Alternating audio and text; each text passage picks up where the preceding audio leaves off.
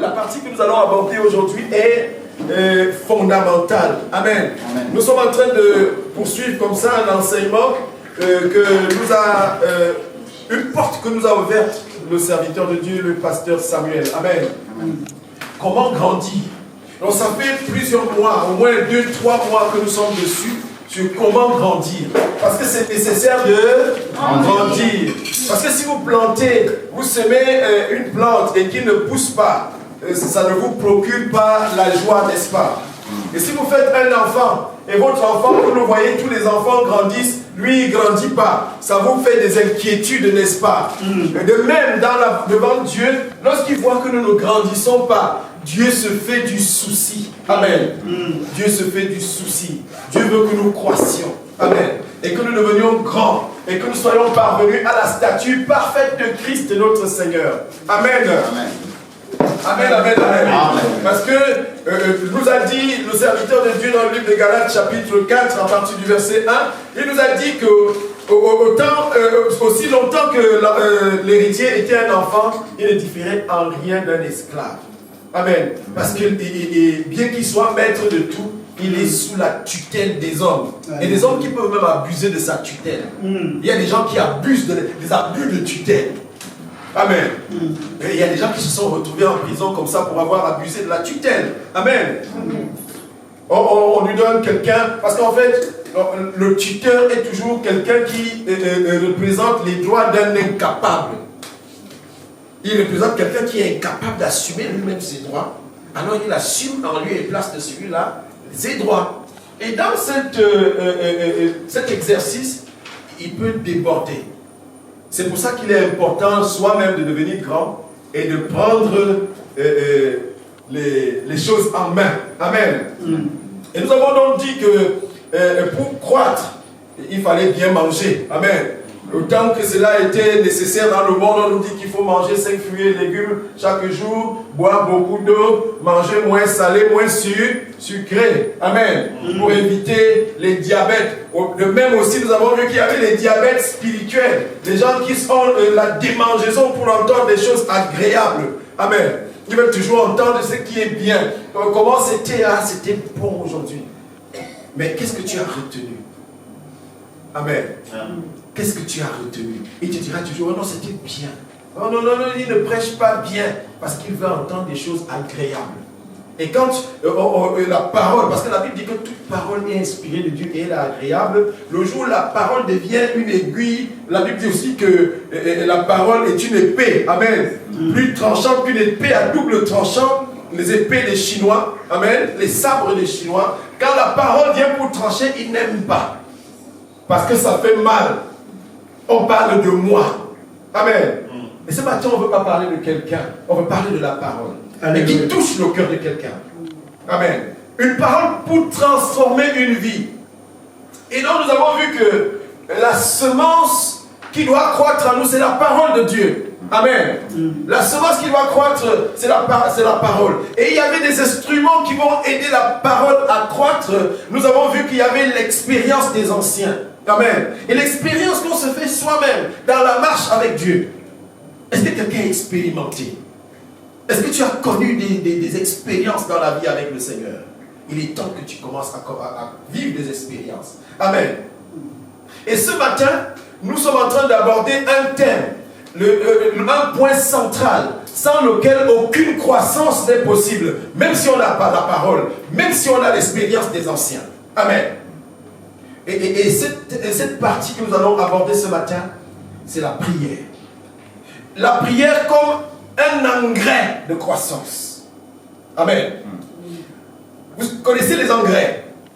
Naturellement, les sols ont des nutriments qui font pousser des plantes. Amen. Mais une fois qu'on a semé, 2, 3, 4 fois, les cultures qu'on a mises dans le sol puisent les nutriments pour grandir. Et à un certain moment donné, plus rien ne pousse sur ces terres-là. Amen. Plus rien ne pousse et on est obligé de mettre quoi? Des engrais. Des engrais pour que les plantes poussent. Oh, nous sommes des plantes dans le champ de Dieu. Et même souvent, la Bible nous dit que nous sommes la terre qui reçoit la parole. Amen. Est-ce que tu es une bonne terre? Est-ce qu'on a cultivé beaucoup sur cette terre à tel point qu'à ce jour, plus rien ne peut pousser? Amen. Parce qu'il y a des gens qui sont venus cultiver. Ils ont cultivé. Et en fait, quand on vient cultiver sur cette terre, ce n'était pas pour la gloire de Dieu. Amen. Et il faut donc l'engrais. Un engrais qui permet une croissance permanente. Amen. Une croissance régulière. Jusqu'à ce que nous soyons arrivés à la stature parfaite de Christ. Et cet engrais, l'engrais qui fait croître, qui fait pousser tout type de plantes sur la bonne terre que tu es, c'est la prière. Dis avec moi la prière. La prière. Nous avons souvent chanté ici un chant, prier c'est la clé. Une clé de croissance. Amen. Une clé de croissance. Et ici, là, nous ne parlons pas de la prière qui est les demandes. Seigneur, je veux la voiture. Seigneur, l'année prochaine, je vais aller en Australie pour les vacances. L'année prochaine, je vais aller à Hawaï. Et puis, bon, maintenant, il ne s'agit pas de cette prière-là. Amen. Parce que dans la croissance, il y a des obstacles à la croissance. Il y a des choses qui s'opposent à la croissance. Amen. Amen. Et nous allons nous tenir sur la parole. La Bible dit dans le livre de Galates chapitre 4 que le pasteur nous a lu, au verset 6, il dit parce que vous êtes devenus fils de Dieu, il dit parce que vous êtes des fils, Dieu a envoyé dans nos cœurs l'esprit de son fils, par lequel crie Abba Père. L'esprit de Dieu en nous pousse à crier Abba Père. C'est par l'esprit que nous faisons des prières. Amen. Il faut donc avoir le Saint-Esprit. Et cet esprit nous conduit dans la prière. Nous allons lire dans le livre d'Éphésiens. Éphésiens chapitre 6. Et ce sera notre livre de base, à partir du verset 10.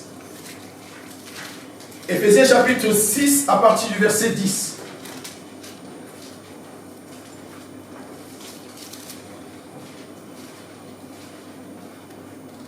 Est-ce que vous y êtes? Nous sommes. Au reste, fortifiez-vous dans le Seigneur, et par sa force puissante, revêtez-vous de toutes les armes de Dieu, afin de pouvoir tenir ferme contre les ruses du diable. Car nous n'avons pas à lutter contre la chair et le sang, mais contre les dominations, contre les autorités, contre les princes de ce monde de ténèbres, contre les esprits méchants dans les lieux célestes. C'est pourquoi prenez toutes les armes de Dieu, afin de pouvoir résister dans les mauvais jours et tenir ferme après avoir tout surmonté. Tenez donc ferme. Ayez à vos reins pour ceinture, la vérité pour ceinture, pardon. Revêtez la cuirasse de la justice. Mettez pour chaussure à vos pieds le zèle que donne l'évangile de paix.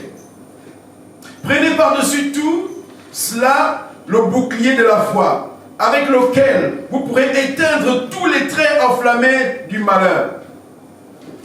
Prenez aussi le casque du salut et l'épée de l'esprit, qui est la parole de Dieu. Faites en tout temps, par l'esprit, toutes sortes de prières, de supplications. Veillez à cela avec une entière persévérance et priez pour tous les saints. Priez pour moi, afin qu'il me soit donné, quand j'ouvre la bouche, de faire connaître hardiment et librement le mystère de l'évangile. Amen. Nous allons nous arrêter là. Paul ici est en train de donner un conseil aux Éphésiens. Ayant grandi lui-même, étant un homme expérimenté maintenant. Amen. Nous avons vu qu'il fallait la bonne parole, la parole authentique. C'est la bonne semence, parce qu'il y a la mauvaise parole. Paul avait dit dans le livre de Actes chapitre 20, que le pasteur nous avait lu, que et lorsqu'il disait au revoir aux autres apôtres, il s'introduirait dans l'église parmi vous des gens qui vont enseigner des choses perfides, des choses qui n'ont pas droit d'être. Et leur but sera d'entraîner des gens avec eux. Ce ne sera pas pour les faire croître, ce sera pour les entraîner. Et quand ils les ont entraînés, ils n'expriment pas tout de suite ce pourquoi ils entraînent les hommes. Dans le livre d'Apocalypse chapitre 12, une voix sort du ciel et dit malheur à la terre et à la mer. Parce que Satan est descendu parmi vous animé d'une grande colère. Animé d'une grande colère. Irrité contre la femme et la postérité. Mais quand il vient auprès de la femme, il ne vient pas comme un homme en colère. Amen. Il vient comme un ami. Il vient comme un ami. Et il devient son ami jusqu'au jour où il va pousser la femme au péché. Amen.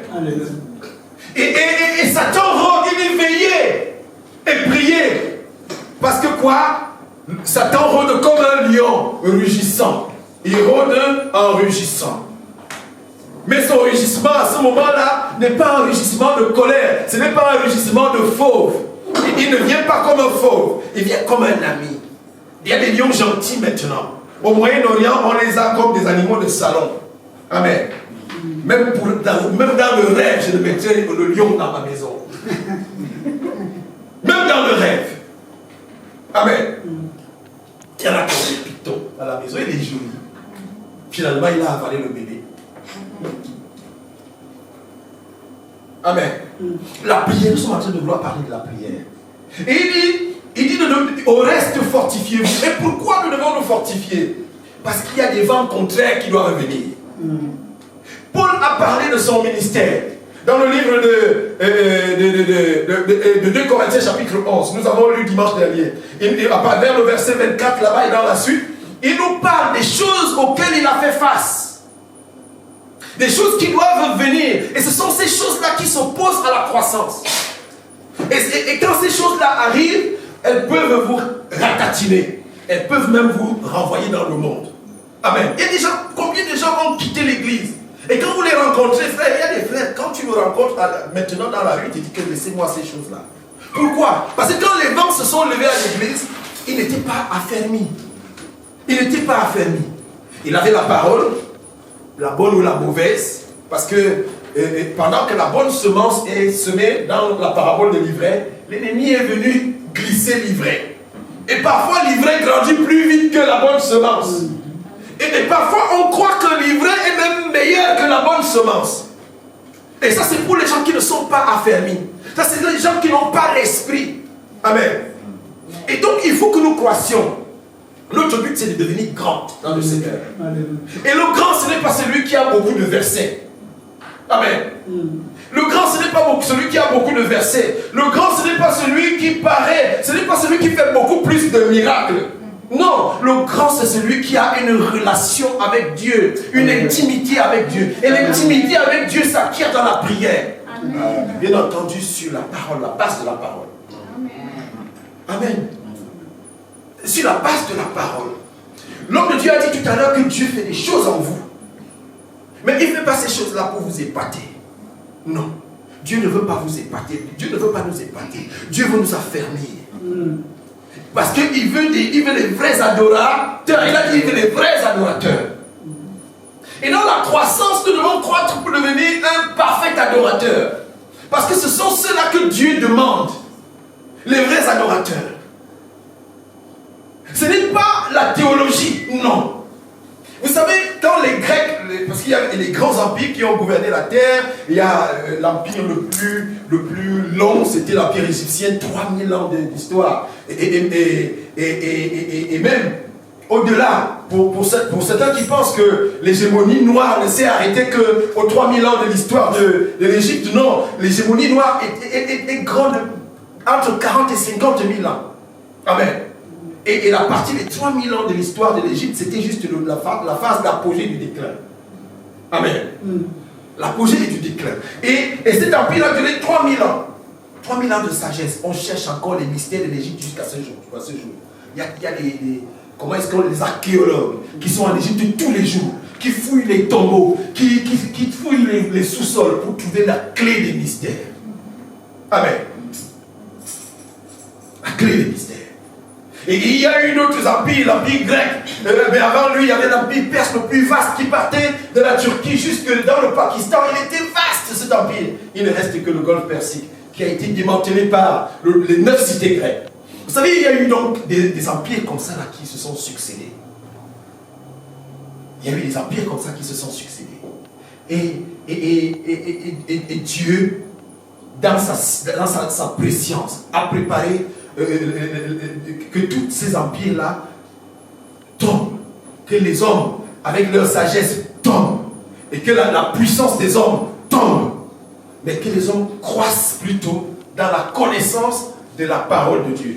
Et parmi donc ces puissances qui ont gouverné la terre, il y a eu l'empire grec. Et les Grecs sont venus avec la sagesse hellénique. Ils sont venus en Israël avec les doctorats. C'est à ce moment-là que les pharisiens sont nés, sous les Grecs. Parce que les Grecs sont venus avec un grand savoir, au point où les Juifs se sont glissés dans le savoir grec et ont commencé à avoir les doctorats. C'est là sont nés les docteurs de la loi. Et jusqu'à ce jour où Christ va venir, personne ne pouvait imaginer qu'ils ne sont pas de Dieu. Personne ne pouvait imaginer qu'ils ne sont pas de Dieu. Ils avaient la maîtrise des versets. Il est récité de A à Z. D'ailleurs, c'est ça qui leur donnait ce doctorat. Et de ce fait, ils aimaient des phylactères, ils mettaient des phylactères, des longues robes. Ils se faisaient respecter. Ils étaient très respectueux. Amen. Amen, amen. Ils vivaient même de façon très, très éclectique. Ils vivaient de façon retirée. Ils avaient une vie très, très serrée. Ils ne vivaient pas comme tout le monde. Ils ne faisaient pas comme tout le monde. Non. D'ailleurs, dans la parabole du pharisien et du publicain, le pharisien dit: je ne suis pas comme celui-là. Amen. Amen. Et donc, celui qui connaît les versets n'est pas celui qui est devenu grand dans le Seigneur. Bien qu'il faut connaître les versets, parce que la parole, c'est sur la parole qu'on va grandir, c'est sur la base de la parole qu'on va croître dans la connaissance de Dieu, parce que Dieu est dans sa parole. C'est là où on le découvre. Alléluia. Mais en fait, ce n'est pas pour se vanter, mais c'est pour devenir plus petit. Parce que celui qui connaît la parole, et c'est celui qui devient plus petit. Il dit: c'est le plus petit parmi vous sera le plus grand. Amen, amen. Amen. Amen. Parce qu'il aura connu la parole. Et donc, Paul dit de se fortifier dans le Seigneur et par sa force puissante. Amen. Il dit de se revêtir des armes de Dieu. Pourquoi il faut se revêtir des armes de Dieu? Parce qu'il y a des choses qui vont s'opposer à la croissance. Et il va falloir les combattre. Amen. Amen. Les choses qui vont s'opposer à la croissance, et il va falloir les combattre. Il va falloir les combattre. Et donc la prière que nous allons exercer ici, ce ne sont pas les demandes de gratification, de pain, de maison, de voiture. Non. Ça va être des prières plus solides. Amen. Amen. Il dit de se revêtir des armes de Dieu afin de pouvoir tenir ferme contre les ruses du diable. Les ruses du diable vont constituer une menace à la croissance. Une menace à la croissance. C'est quoi ces ruses du diable? C'est quoi ces ruses du diable? Il dit que nous n'avons pas à lutter contre la chair et le sang. Il faut donc savoir cibler qui est l'ennemi de la croissance. Ce n'est pas l'homme que tu vois, mais c'est celui qui est derrière l'homme. C'est l'esprit qui est derrière l'homme. Il dit: vous les avez vaincus. Il dit dans le livre de Jean, dans 1 Jean, je crois 1 Jean chapitre 4 verset 4, tu peux nous le lire, frère. 1 Jean chapitre 4 verset 4. L'esprit qui est derrière l'homme, c'est cet esprit-là. Il peut même être en train de parler de la parole de Dieu, mais avec un esprit contraire. Mais si on n'a pas l'esprit de Dieu, on ne peut pas discerner qu'est-ce qui nous parle, l'homme ou l'esprit qui est dans l'homme. Amen, amen, amen. Est-ce qu'on peut... 1 Jean 4,4 Vous, petits enfants, vous êtes de Dieu. Vous êtes de Dieu. Et vous avez vaincu ces prétendus prophètes parce que celui qui est en vous est plus grand que celui qui est dans le monde. Amen, j'aime cette version. Vous les avez vaincus. Vous avez vaincu qui? Ces prétendus prophètes qui sont un obstacle à la croissance spirituelle. Il y aura des prophètes qui sont en réalité des obstacles de Satan à la croissance spirituelle. Et si tu ne connais pas la parole, si tu n'as pas l'expérience des anciens, et si tu n'es pas dans la prière, tu ne pourras pas comprendre que celui qui est en toi est plus grand que celui qui est en lui. Lorsque Dieu et Jésus est en train de dire à Pierre, arrière de moi Satan, lorsque Pierre lui disait, je peux mourir même pour toi, je donnerai ma vie pour toi, tu ne mourras pas, moi je peux donner ma vie pour toi. Dieu a dit, arrière de moi Satan, tes pensées ne sont pas les pensées de mon Père. Et ce n'est pas Pierre qui était Satan, maintenant c'est celui qui a inspiré les pensées de Pierre à ce moment-là. Même si tu es dans la maison de Dieu, la Bible dit que Satan rôde comme un lion, il peut t'inspirer des pensées. Et si tu n'as pas la fermeté, tu ne peux pas résister. Et cette fermeté s'acquiert à travers la prière. La prière. Dis avec moi la prière. La prière. Est-ce que tu as des heures de prière? Est-ce que quelqu'un a des heures de prière ici? Quand est-ce que tu pries? Amen. Tu pries quand? Dans le livre de 1 Pierre chapitre 5, du verset 8 au verset 9, tu peux nous le lire? 1 Pierre 5. 8 à 9.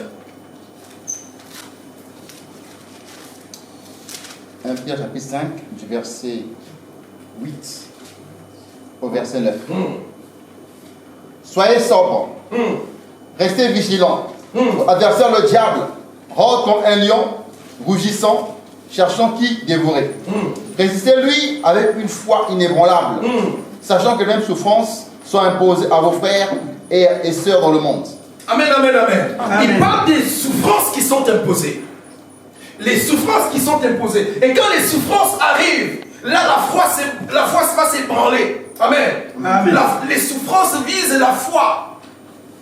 Amen. Et Paul dit, j'ai combattu le bon combat, j'ai gardé la foi. Et ce que Satan vient attaquer dans chaque chrétien, c'est la foi. Il sait que le juste vivra par la foi. Et alors il faut qu'il s'attaque à la foi du juste pour que le juste soit ébranlé. Et donc, le fait, la sobriété, la vigilance, il a parlé de vigilance, la vigilance que Dieu, que Paul recommande ici, c'est s'acquiert par la prière. Amen. Par la prière. Alléluia. Amen. Est-ce que quelqu'un comprend quelque chose? Bien sûr. Est-ce qu'on est en train de grandir, papa? Absolument. Amen. Est-ce que l'engrais est en train de prendre? Complètement. Et mayonnaise prend tel peut-être. Exactement. Et tu vas lire encore, bien aimé. Dans le livre de Luc chapitre 21 et au verset 36, c'est le Seigneur lui-même qui parlait. Le Seigneur lui-même parlait. Luc chapitre 21, verset 36. Luc 20, son signe a marqué. Restez donc en éveil. Restez en éveil. Priez en tout temps. Priez en tout temps. Afin d'avoir la force d'échapper à tous ces éventuels événements à venir et de vous présenter debout devant le Fils de l'homme. Ah, j'aime cette version-là. Il dit de veiller donc et prier en tout temps, afin que vous ayez la force d'échapper. Pourquoi il parle d'échapper? Pourquoi faut-il échapper? Parce qu'il y aura des choses qui vont vous environner de tranchées. Et Jésus-Christ est en train de pleurer sur Jérusalem. Et il dit, Jérusalem, si tu pouvais voir les choses qui appartiennent à ta paix, mais elles sont à tes yeux voilés, parce que tu ne sais pas quand tu as été visité. Il dit, c'est pourquoi l'ennemi t'environnera de tranchées et te tuera toi et ton enfant. Parce que tu n'as pas vu. Et la vue s'acquiert aussi par la prière. La prière ouvre les yeux. Amen. La prière ouvre les yeux. Quand tu ne pries pas, tu es emporté à tout vent de doctrine. Mais quand tu pries, l'esprit t'illumine, t'éclaire. L'esprit t'illumine, t'éclaire. Seigneur, je veux voir clair. Si on est venu te parler du pasteur, mets-toi en prière. Dis, Seigneur, parle-moi de ce temps. Alléluia. Seigneur, parle-moi de ce temps. Et tu vas te mettre en prière. Et ça peut te prendre du temps. Et si quelqu'un vient t'ajouter, tu dis, j'ai compris, je prie. Amen. Je prie. Et le Seigneur, qui n'est pas venu pour te perdre, dans le livre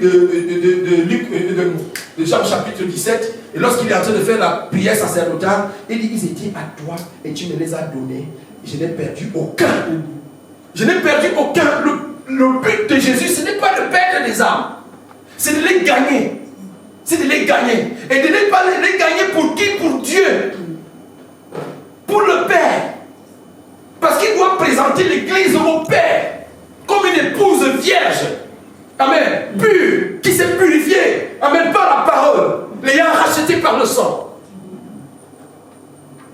connaissez la vérité. Amen. La prière nous permet aussi de connaître la vérité. La prière. Parce que souvent nos mensonges arrivent. Et le mensonge souvent c'est venu, c'est pour bousculer l'église. Pour bousculer l'église. Souvenez-vous l'histoire de Jésus. On est venu même, et c'était les pharisiens qui le faisaient. Comment? C'est les pharisiens qui osent faire ça. Normalement, ils ont publié la parole, ils lisaient dans les synagogues avant que Jésus-Christ, c'est de lui qu'il parlait. Mais c'est de lui qu'il parlait. N'est-ce pas vrai? Les sacrificateurs, ils sacrifiaient pour qui? Pour Jésus, le grand sacrificateur. Jusqu'à ce que Jésus-Christ vienne les mettre en lumière et démontrer que ils ne sont pas. Et c'est ça, parce qu'il est venu les exposer qu'ils ne l'aimaient pas. Amen. Ils ne l'aimaient pas. Et ils vont chercher à le tuer à chaque fois. À chaque fois, ils sont en train de faire une petite réunion pour voir comment est-ce qu'ils vont pousser Jésus-Christ à la faute. Amen. Et quand tu pries, personne ne te poussera à la faute. Alléluia.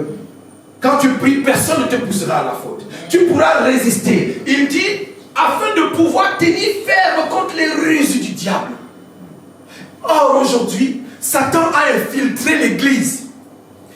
Il y a des gens qui sont d'apparence pieuse. Ils auront une apparence pieuse. Dans le livre de Timothée chapitre 3, à partir du verset 1 au verset 6, nous avons vu jusqu'au verset 9 même. Et nous avons vu cela. Ils seront là, ils seront comment? Ils auront l'apparence pieuse, mais ils seront des gens de querelle. Ils vont chercher la bagarre, ils vont chercher des problèmes là où il n'en existe pas. Ils seront comme ça. Et ça, c'est pour mettre l'église du Seigneur dans l'effervescence. Et là, elle est entraînée à la dérive. Amen. Mais une église qui prie, tient ferme, surtout les sœurs. Amen. La Bible dit que les messagères, écoutez-moi les sœurs, les messagères de la bonne nouvelle sont quoi? Une grande armée. Et les rois font quoi? Les rois fuient devant. Est-ce qu'on peut constituer une armée ici? Vous savez, ce qui fait la puissance des grandes nations, c'est leur armée. Ce qui fait quand vous entendez, je ne suis pas politicien, mais permettez-moi de vous en parler. On a eu un bloc avant. Il y avait deux blocs. Il y a eu le bloc soviétique avant, et il y avait maintenant l'alliance transatlantique. Oui, ils se sont constitués, il y a eu le temps. Amen. Le temps, les gens sont venus autour, ils ont dit que non, c'est pour résister à toute attaque. Et ils ont régné, ils ont commencé à régner. Et la puissance était mesurée à l'armée. Amen. Qui avait la grande armée, avait la puissance. C'est là où on classe les plus puissants du monde. Les plus puissants du monde. Et pendant que les plus puissants étaient puissants, il y a des gens qui grandissaient. Dis avec moi, grandissaient. Ils grandissaient. Amen. Est-ce que quelqu'un veut grandir aujourd'hui pour devenir puissant? Amen. Pendant qu'ils grandissaient, pendant qu'ils étaient là, dans leur suffisance, les plus petits grandissaient. La Chine. Quelqu'un avait même écrit le jour où la Chine se réveillera. Amen. Aujourd'hui, la première puissance économique, financière du monde, la Chine. En tout, ils ont l'argent, ils en prêtent même aux États-Unis, du cash. En 1960, le président du Cameroun a donné un prêt à la Chine. Mais allez voir maintenant la Chine et le Cameroun. Qui a grandi? Et il a grandi à bas bruit, sans faire du bruit. Et il travaillait à l'intérieur. La prière se travaille à l'intérieur. C'est pour ça que Jésus-Christ dit que tu pries, entre dans ta chambre et ferme la porte. Ferme la porte. Est-ce que tu fermes la porte? Est-ce que tu veux faire des longues prières comme les pharisiens faisaient avec des phylactères et des longues robes dans les rues? Est-ce que c'est ce que tu aimes faire? Ou alors tu te fermes dans la maison et tu pries. Et tu pries. Et comme Ésaïe disait dans le livre d'Ésaïe 62, à partir du verset 1, il disait, pour l'amour de Sion, je ne me tairai point. Mais pendant ce temps, Sion ne sait pas que tu pries pour lui. Alléluia. Gloire à Dieu. Pendant ce temps, Sion ne sait pas que tu pries. Il dit, pour l'amour de Jérusalem, je ne prendrai point de repos. Et comme ça, Jérusalem ne sait pas que tu ne te reposes pas. Amen. Amen. Amen. Alléluia. La prière fait croître. Et la prière qui fait croître, c'est celle qui est faite à l'intérieur. Alléluia. Et celle qui est faite à l'intérieur. Et c'est pour ça que Jésus-Christ dit, priez sans cesse. Parce qu'il y a des gens qui ont des heures de prière. Oh, je me lève à 5 heures, je prie. Et il prie. Mais à partir de 7 heures, il est prêt à faire la bagarre. Parce qu'il y a des conditions. Et c'est pour ça que Jésus-Christ nous demande de nous revêtir. Alléluia. De nous revêtir. Pour faire les bonnes prières, il faut être revêtu. Parce que nous ne luttons pas contre le chair et le sang, mais contre les dominations, les autorités, les princes de ce monde de ténèbres. Voilà les choses qui vont s'opposer à la croissance. Les dominations, les autorités, les princes du monde des ténèbres qui s'opposent à la croissance du chrétien, du vrai chrétien. Parce que le faux chrétien est là-dedans, dans les ténèbres, mais dans la lumière, il a l'apparence de la piété. Parfois, on l'appelle même pasteur. Amen. Et il parle des esprits méchants dans les lieux célestes. Les esprits méchants dans les lieux célestes. Vous savez, Satan avait été précipité sur la terre et dans la mer. Au verset 18 de Apocalypse chapitre 12, il dit qu'il a établi son quartier général dans la mer. J'ai entendu, et ça c'est entre guillemets, et quelqu'un dit qu'il ne faut pas chasser les esprits des eaux. Il ne faut pas chasser les esprits des eaux. La mer, c'est le trône de Satan, par excellence. Et quand est-ce que Satan est remonté là-bas? Je ne sais pas, là, les gens ont situé son trône au 2e ciel. C'est quand il a pris la gloire qui était en l'homme. Et cette gloire-là a fait qu'il remonte. Parce que la Bible me dit qu'il avait été précipité.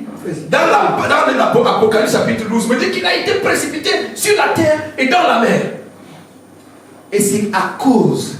Et cette énergie-là, il puise comme un kérosène, comme le kérosène. En fait, le péché, entre guillemets, le péché c'est comme le kérosène pour Satan. C'est là où il puise son carburant. Pour activer son activité astrale. Amen. Parce que si aujourd'hui les hommes ne pêchent plus, Satan va retomber sur terre. Plat. Il n'aura plus de kérosène. Alléluia. Amen. Il n'aura plus de kérosène. Il n'aura plus de kérosène. Et c'est pour ça qu'il faut s'éloigner du péché. Et pour même s'éloigner du péché, la prière. Amen. La prière. Il n'y a pas de super homme. Il y a des gens qui se sont battus. Ils fument la cigarette. Ils fument encore dans la cachette. Ça fait longtemps qu'il veut arrêter. Ça fait longtemps qu'il se bat. Mais il n'arrive pas à arrêter la cigarette. Et il y en a d'autres qui sont dans d'autres choses. Il se bat, il pleure même. Il pleure. Si tu vas le voir. Et nous dans l'église, nous tirons sur des victimes comme celle-là. Au lieu d'aller le voir et de lui apporter de l'aide, on vient l'exposer. Oh non, il fume la cigarette. Est-ce que tu es allé voir pourquoi, frère, pourquoi tu fumes? Et tu vas voir un frère comme ça, ils font en larmes. Il y a un frère qui est venu nous voir ici.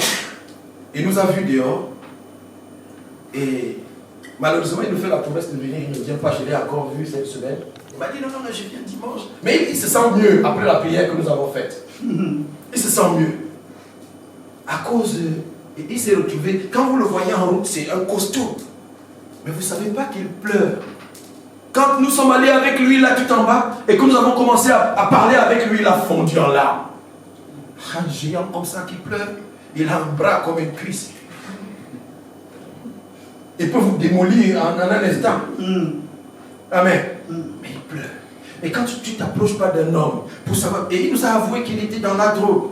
Et il dit qu'il veut partir de là. Mais il n'y a que la grâce de Dieu pour l'enlever de là, homme de Dieu. Et cette grâce, c'est dans la prière. Et c'est ça qu'il dit, c'est pour ça que Paul dit priez les uns pour les autres. Et il n'a pas dit accusez-vous les uns pour les autres. Une seule fois, Paul a livré quelqu'un à Satan. Et quand il est devenu grand, il commence à conseiller à Timothée de parler avec douceur, reprendre-les avec douceur, dans l'espoir qu'eux aussi, ils goûtent à la gloire. Amen. Dans l'espoir qu'eux aussi goûtent à la gloire. L'église et Jérusalem, c'est l'église, le lieu de l'attente de la venue de ce qui a été promis. Amen. Et dans le lieu de l'attente, on ne se tire pas dessus. On ne veut pas trouver de victimes, mais on veut trouver des sauvés. Amen. Amen. Amen. Et il dit c'est pourquoi prenez toutes les armes de Dieu afin de pouvoir résister aux mauvais jours et de tenir ferme après avoir tout surmonté. Après avoir tout surmonté. Il dit, tenez donc ferme, ayez à vos reins la vérité. Il dit que chacun parle selon la vérité à son frère. Est-ce que tu parles selon la vérité à ton frère? Dans l'église aujourd'hui, on voit des gens fourbes. Des gens fourbes. Il te dit une chose de la bouche, le cœur est loin. Et Jésus-Christ pouvait dire, ce peuple m'honore des lèvres, mais son cœur est loin de moi. Et un tel peuple n'est pas le peuple de Dieu. Alléluia. Et c'était ça, la personne des pharisiens. Ils étaient fourbes. Dans le livre de Matthieu chapitre 23, si vous lisez, Jésus-Christ s'en prend violemment aux pharisiens. Et il les livre publiquement en spectacle. Et voilà ce que vous faites. Ils disent de faire, mais eux-mêmes ils ne font pas. Ils vous disent une chose de leur bouche, mais leur cœur est loin. Et revenons dessus, il n'y a pas un super-homme. Alléluia. Il n'y a pas un super-homme. Aujourd'hui, il y a des Superman en Christ. Superman, ils volent comme ça avec la cape. Il n'y a pas de Superman en Christ. Le Superman, c'est Christ lui-même. Alléluia. Et maintenant, Christ, celui qui s'humilie et qui prie. Et Christ l'élève, Christ le fortifie. C'est pour ça qu'il est dit, réveille-toi, toi qui dors parmi les morts, relève-toi et Christ va t'aider. Amen. Alléluia. Et ça, c'est dans la prière. La prière pour résister pendant les mauvais jours. Et pour tenir ferme et tout surmonter. Et il dit de tenir ferme, ayant au rein la vérité. Il dit de se revêtir la cuirasse de la justice. La vérité, la justice sont des choses qui accompagnent la bonne prière. Amen. Pour prier efficacement. Alors, faisons ici une différence. Il n'y a pas que les chrétiens qui prient. Est-ce que vous savez ça? Les satanistes prient aussi. Ils prient Satan. Ils donnent même des sacrifices. Ils bâtissent des hôtels où ils égorgent. Ils versent des lacs de sang. Ils détruisent la vie des jeunes filles, des jeunes garçons. Amen. Et ça, c'est pour offrir des prières à leur Dieu. Vous savez, Satan va aussi se présenter un jour comme étant Dieu. Lorsqu'on nous a dit que comment tu appelles ça, l'apostasie, le rejet de Dieu. L'apostasie doit d'abord venir jusqu'à ce que Satan vienne lui-même se présenter comme étant Dieu. Il va se présenter comme étant Dieu. Et il se présente déjà à ses adeptes comme étant Dieu. Et c'est pour ça que ses adeptes lui présentent des prières aussi, avec des sacrifices. Mais nous avons un Dieu, l'unique Dieu, le puissant, le Saint d'Israël, le Dieu d'Abraham, de Jacob, d'Isaac. Amen, amen, amen, amen. C'est lui qui exauce les prières. Dans le livre de Daniel, lorsque Nebuchadnezzar a eu son songe et qu'il a cherché parmi les sages de Babylone et que personne ne lui a répondu, il est venu voir Daniel. Il lui a dit que je sais que tu as en toi l'esprit de Dieu. Amen. Et que rien n'était caché. Amen, amen, amen, amen. Alléluia. Amen. Oh, et c'est la prière qui donne ce type d'esprit-là. La prière vient monter la flamme. La flamme. La prière monte la flamme. Et donc, Dieu veut que nous prions. Mais que nous prions étant motivés. Avec ces piliers. Ce sont les piliers qui soutiennent la prière. Il parle de la vérité. Il parle de la justice.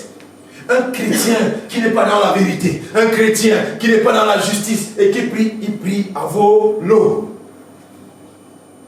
Peut-être il prie quelqu'un d'autre, mais pas Jésus. Amen. Il ne prie pas le Dieu qui est le Père de notre Seigneur Jésus. Et il dit, il faut qu'il ait à ses chaussures le zèle. Il faut que tu sois zélé. Est-ce que tu as le zèle? Est-ce que tu as l'enthousiasme pour les choses de Dieu? La Bible dit que celui qui préside avec enthousiasme, avec zèle. Est-ce que tu as le zèle? Et David disait, le zèle de ta maison me dévore comme un feu. Le zèle de ta maison me dévore comme un feu. Amen.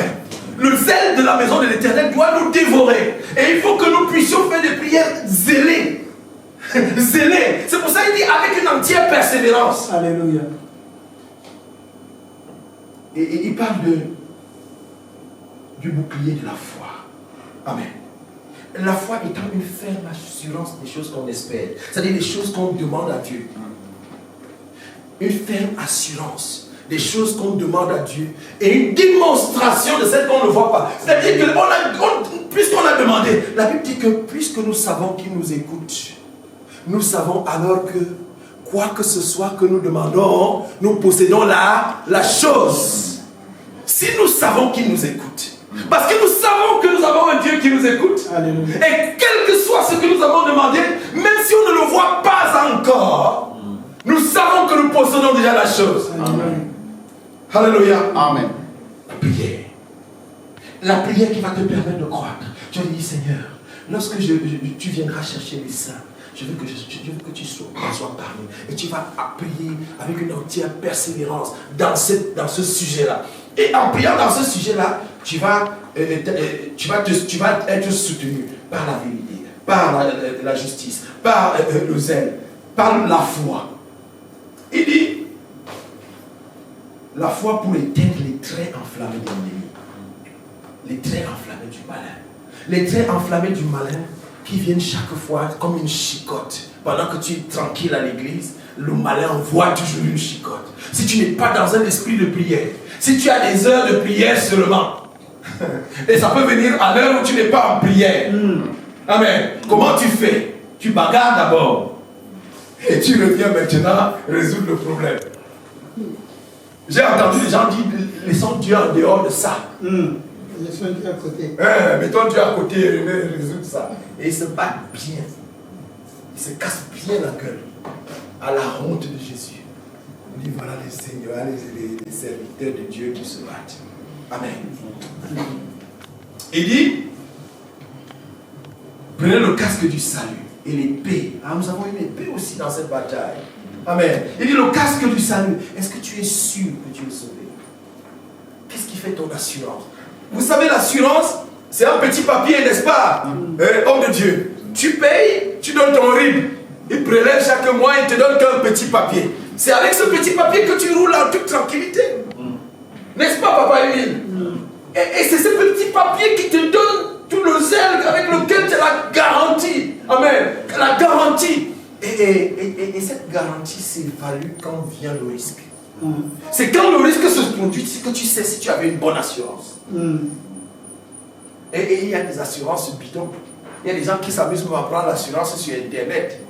Tu ne sais pas si ça vient de Roumanie.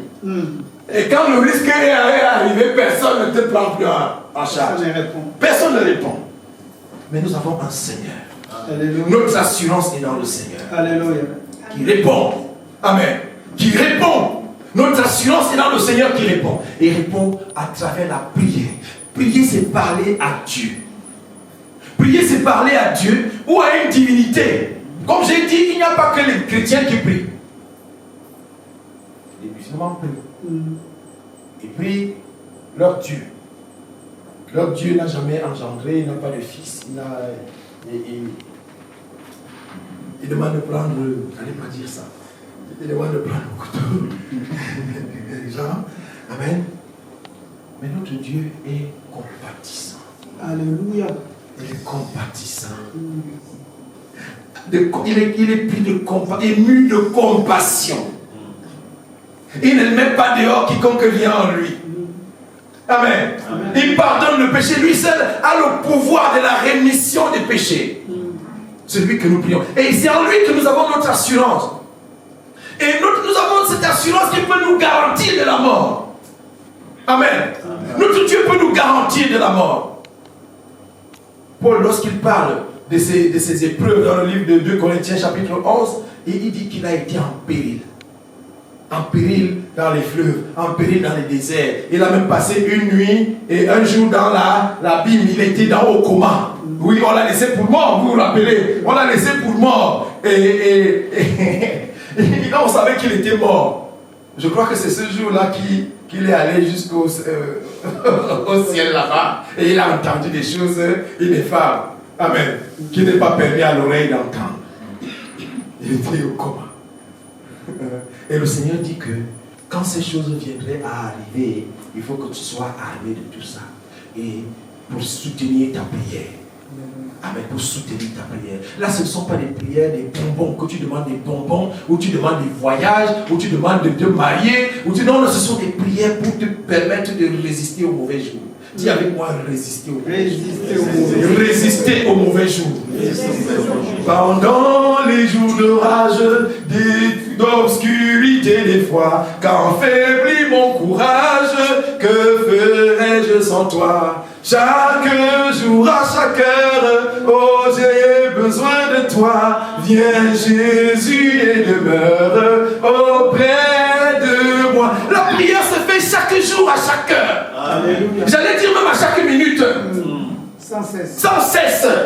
Alléluia. Et on va finir par là où Jésus dit prier sans cesse. Amen. On ne va pas rester longtemps dessus. Amen, amen, amen. Il dit prier sans cesse. Dans le livre de 1 Thessaloniciens chapitre 7, du verset 16 au verset 22. Ce sont des éléments qui permettent de devenir un chrétien mature, qui résiste aux mauvais jours. Pendant les jours d'orage, au lieu de se lamenter, on se tient. Amen. Je sais de quoi je vous parle. Parce que Dieu a fait chaque chose pour un but. Quand Dieu vous éprouve, ou du moins, quand Satan vient vous éprouver, parce que Dieu, il est au courant de l'appel que Dieu a pour vous. Il est au courant de ce que Dieu veut faire avec vous. Et il s'en va se présenter. Souvenez-vous pour Job, il est allé se présenter. Et en premier, pour dire à Dieu que non, je connais ce gars. Moi, je peux te prouver qu'il ne t'aime pas. Et c'est dans cette optique-là que Satan vient. Il rôde pour chercher un petit truc pour aller t'accusateur. La Bible dit qu'il est l'accusateur de nos frères. Il est l'accusateur de nos frères. Et lorsqu'il s'en va, il t'accuse. Il t'accuse. Il t'accuse. Mais si tu es dans la prière, tout le temps, il dit chaque jour, pendant les jours d'orage, d'obscurité, d'effroi, quand ça devient effroyable, qu'est-ce que je ferai sans toi, Seigneur? Et c'est dans la prière que je puise cette force. J'ai besoin de toi à chaque jour, à chaque heure. T'affaiblis mon courage. Quand je n'ai plus de courage, quand je veux tout abandonner. Vous savez, si Dieu vous a fait une promesse, il vaut mieux que Dieu ne vous fasse pas de promesse. Quand Dieu vous a fait une promesse, c'est d'abord le contraire de cette promesse qui vient. Mais ça vient fois 10. Et parfois vous vous demandez, mais comment cela va-t-il se faire? Et vous ne voyez pas d'issue. Souvenez-vous, Joseph, il se retrouve en prison. Et dans la prison, il n'avait rien demandé à Dieu.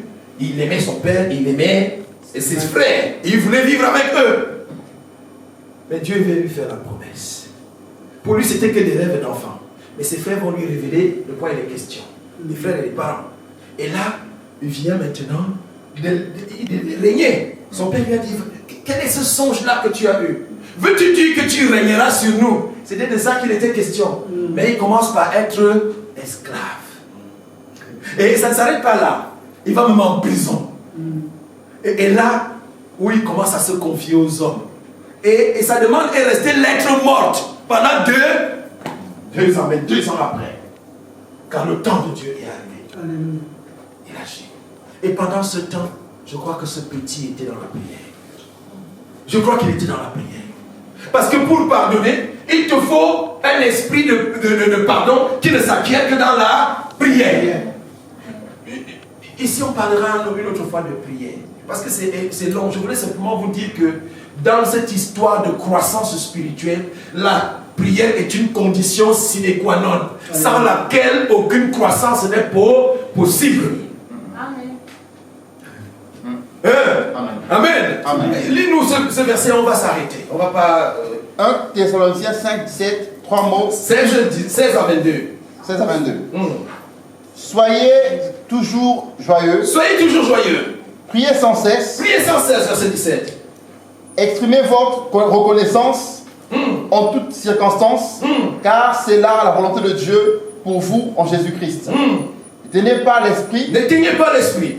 Ne méprisez pas les prophéties. Ne méprisez pas les prophéties. Mais examinez-les en retenant ce qui est bon.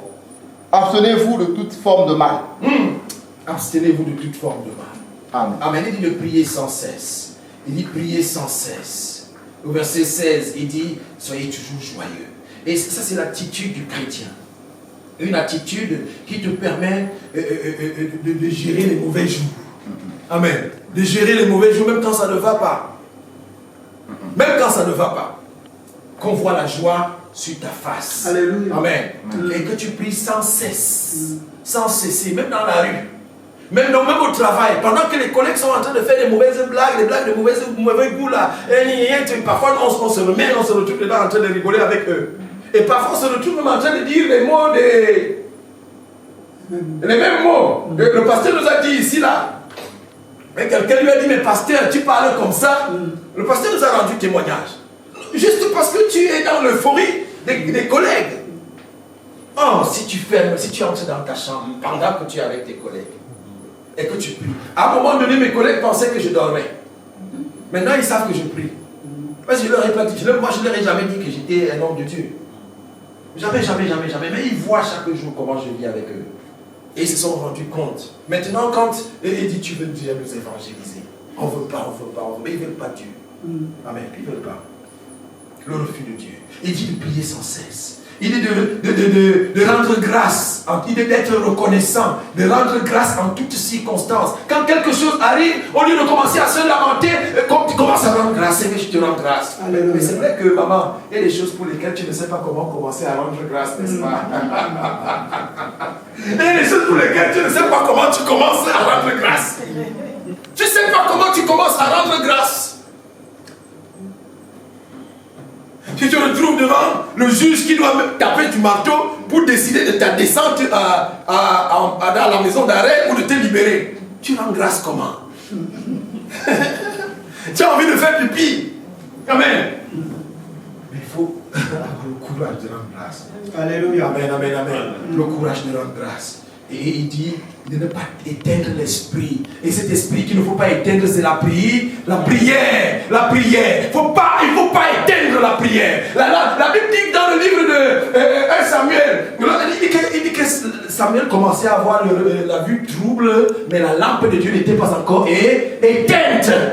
Il avait la vue trouble, il ne voyait plus grand chose. Amen. Mais la lampe n'était pas encore éteinte. Amen. N'éteignez pas l'esprit. Et c'est pas la prière, n'éteins pas ta prière. N'éteins pas. Est-ce que quelqu'un peut s'engager aujourd'hui à devenir un homme de prière?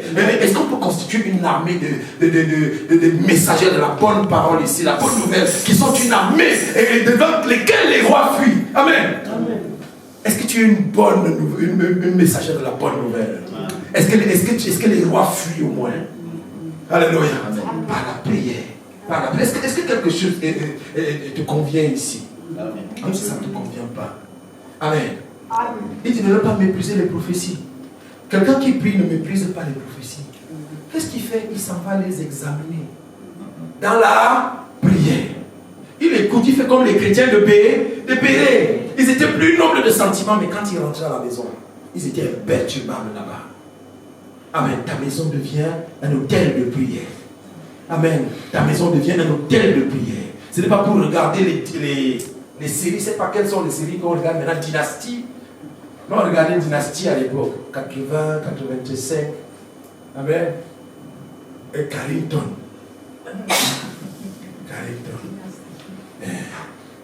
Et il dit, mais examinez toutes choses. Il dit, de retenir ce qui est bon. De retenir ce qui est bon. Abstenez-vous de toute espèce de mal. Ça aussi, c'est quelque chose d'extraordinaire. Il dit de ne pas rendre le mal pour le mal. Il dit de laisser exercer la colère. Il dit ne vous vengez pas vous-même. Ne te venge pas. Ne te venge pas. Vraiment, je ne sais pas si ce n'est pas que je me réjouis de cela. Mon ex-belle-sœur qui avait tout fabriqué, tous les mensonges, qui ont failli m'envoyer en prison, et elle est mourir au Cameroun. Elle a été empoisonnée, elle est morte là-bas. On a ramené le corps ici. Mais pourquoi est-ce qu'on a ramené le corps ici? Je ne sais pas. Je me suis retrouvé à l'enterrement le 17 du mois dernier, et le seul membre proche de la famille, c'était moi. Et c'est moi qui ai fait la prière d'enterrement. Est-ce que vous voyez l'histoire? Quelqu'un qui voulait vous tuer, quelqu'un qui a tout fabriqué. Je me suis retrouvé au tribunal avec 8 procès. Papa, c'était dur. 8 procès. 8. Et j'ai prié le Seigneur. J'ai dit au Seigneur, je pardonne. Quel que soit, et j'ai pardonné à tout le monde. J'ai dit, Seigneur, quelle que soit la gravité de la faute commise, Seigneur, pardonne-leur. Parce qu'ils ne savent pas ce qu'ils ont fait. Parce que le Seigneur m'a montré là où il m'amène. Il m'a montré là où il m'amène. Il me dit, regarde, tu veux t'accrocher aux miettes, aux choses, regarde là où je t'amène. Et quand j'ai vu ça, et je te dis merci. D'ailleurs, je dis merci à maman. Parce que il y a un esprit prophétique dans ce couple extraordinaire. Je n'ai pas parlé avec vous. Mais ce que vous m'avez dit m'a beaucoup encouragé. Et le Seigneur vient faire que celui qui voulait me tuer, je viens l'enterrer. Vous voyez? Non pas que je suis fier de ça, ça me fait mal qu'elle soit partie, parce que c'était une dame que j'aimais beaucoup. Amen. Donc, ne vous vengez pas. Ne vous vengez pas. Amen. Amen. Que personne ne se venge. Et ça nourrit vos prières. Amen. Il dit, laissez agir la colère. Exact. Donc il y a toutes ces choses-là, comme ça là, et plus haut de 1 Thessaloniciens chapitre 7, il dit, nous vous prions aussi frères, avertissez ceux qui sont dans le désordre. Le désordre n'active pas la prière. Amen. Le désordre n'active pas la prière. Et nous vous prions d'avertir ceux qui sont dans le désordre, qui vivent dans le désordre. Consolez ceux qui sont abattus. Supportez les faibles. Usez de patience envers eux tous. Envers tous. Et c'est ça. Et le Seigneur garde souvent un petit nombre comme ça pour leur donner une base avec laquelle ils vont évoluer. Amen. Est-ce qu'on peut garder cette base avec le Seigneur? Moi j'en ai terminé. Amen. Est-ce qu'on peut garder cette base avec le Seigneur et de prier en tout temps, sans cesse? Amen. Avec ces éléments-là comme des piliers qui nous soutiennent dans la prière. Et que nous devions des costauds, amen, des géants dans la prière. Amen. Amen. Alléluia. Amen. Est-ce qu'on est content? Absolument. Amen. Est-ce qu'on est content d'appartenir à Jésus? Amen.